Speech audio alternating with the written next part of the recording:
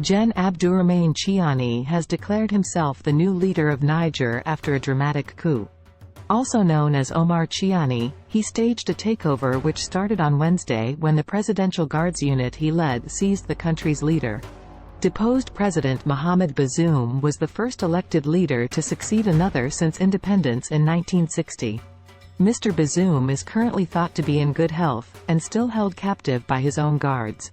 He had been considered a key ally by Western nations in the fight against Islamist militants in the region. France has said that it does not recognize any of the coup's leaders and will only recognize Mr. Bazoum as head of state. We reiterate in the strongest terms the international community's clear demand for the immediate restoration of constitutional order and democratically elected civilian power, a statement from the French Foreign Ministry read.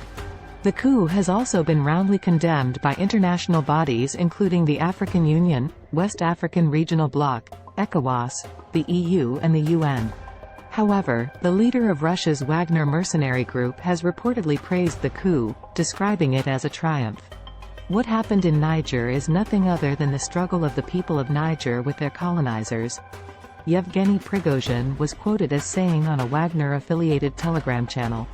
The BBC has not been able to verify the authenticity of his reported comments. Africa Live, updates on this and other stories from the continent. Niger coup makes a troubled region yet more fragile. Are military takeovers on the rise in Africa?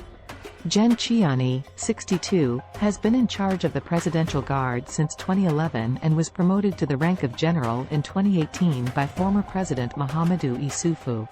He had also been linked to a 2015 coup attempt against the ex-president, but appeared in court to deny it.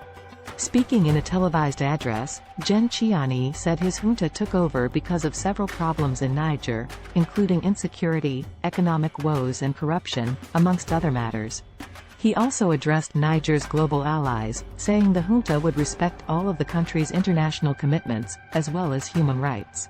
Niger's coup is the latest in a wave of military takeovers that have hit the West African region in recent years, toppling governments in countries including Mali, Guinea and Burkina Faso. It also comes as a big blow to the leadership of ECOWAS. Just 2 weeks ago, the bloc's chairman, President Bola Tinubu, warned that terrorism and the emerging pattern of coups in West Africa had reached alarming levels and demanded urgent, concerted actions. There are now concerns in the West about which countries the new leader will align with. Niger's neighbors, Burkina Faso and Mali, have both pivoted towards Russia since their own coups. This is the fifth coup in Niger since it gained independence from France in 1960, on top of other unsuccessful takeover attempts.